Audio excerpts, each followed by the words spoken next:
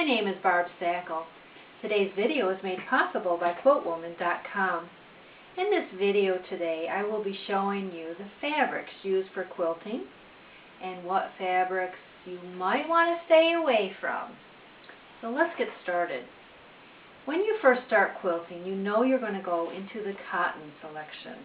But the question is, do you want the quality cottons or do you want the lesser quality cottons? Well, I kind of think that there's a place for both. And my general rule of thumb is, if you're going to make say a baby quilt that's going to be dragged around and ruffled up and washed and trampled on and probably not make it through very many months, I would probably use the lesser quality.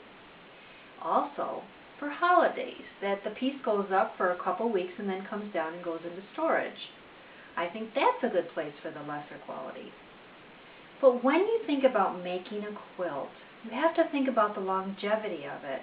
And if you want an heirloom quilt, then you want to go into the quality cottons. So there stand your choices of what direction you want to go into. Your quality cottons are going to be easier to work with and they're going to last much longer. Once you make that decision, then the shopping begins. Well, I have some quality cottons here to show you as an example. This is a fabric line called Earth Tone Reflections from EBI Quilting. And you can see the quality of the fabrics. There's hundreds of designs to choose from out there. So this is probably going to be where you're going to spend most of your time, is looking for the quality fabrics out there and making your selection from these. Well, there's another kind of cotton out there that gets used quite often in quilts, and that is using your t-shirt cottons. Well, your t-shirt cottons have a stretch to them. So, when you use these, you need interfacing on the back. That will make this ready to go into your machine and not slip and slide and pucker and bubble. So, for many fabrics, you want to use the stabilizer on it. A couple other fabrics that if you decide to use in your quilting, you also want to use a stabilizer on it. These would be brocades, because look at the ravel that you get from this. Your lames are a very fragile piece of material, and you would want to interface these too. Maybe you would want to interface your silks. I'll leave that up to you.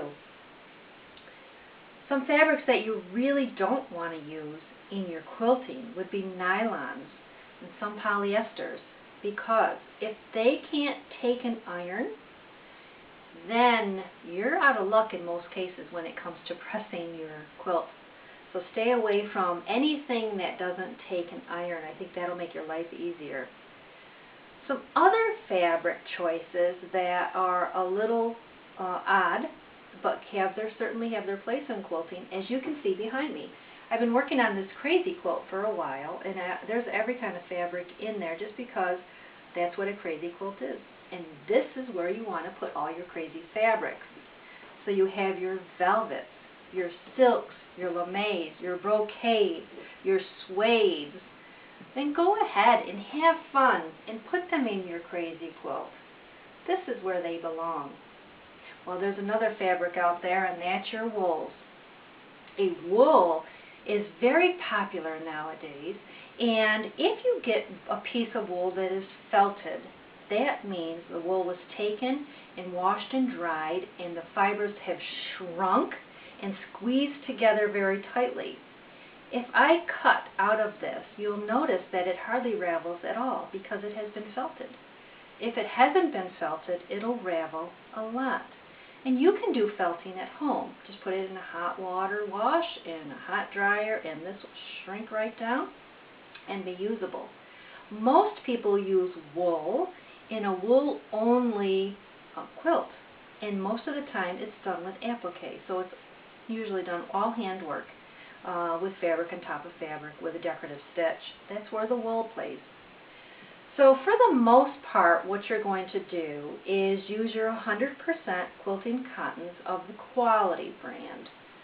this is what's going to take you on your quilting journey. Everything else, if you want to play with here or there, go ahead. And certainly don't be afraid of trying a little bit of the crazy quilts. They're always fun to do. The second question is asked about fabrics, is whether or not to wash your fabrics.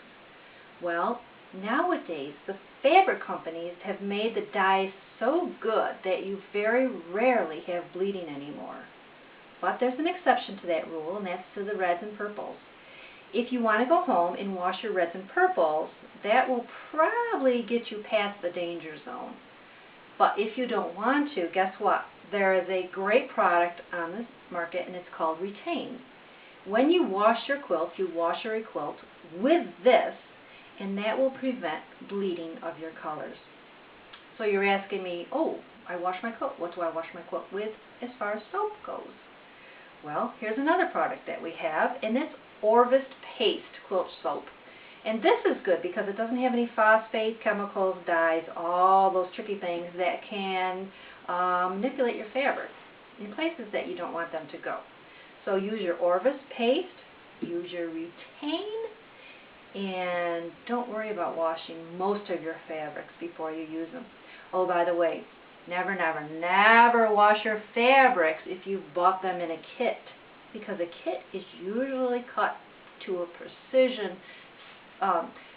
size that you need. And if you wash it, you are going to have a little bit of shrinkage. You might not have enough fabric for your kit.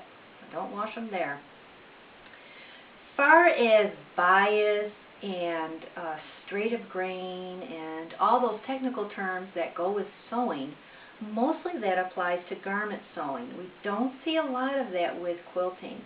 I don't pay much attention because a lot of times you'll have scraps that you pull and you'll cut a square out of, and you don't know really too much if you're on grain or if you're off grain without tearing off a strip and going in that direction. So I don't really worry about bias too much or straight of grain, and of course there's always exceptions to these rules, like you do a bias binding and so on. So overall, that's a pretty easy wrap-up of fabrics for quilting. Well, thank you for joining me today, and if you've liked what you've seen, won't you share this? Thank you.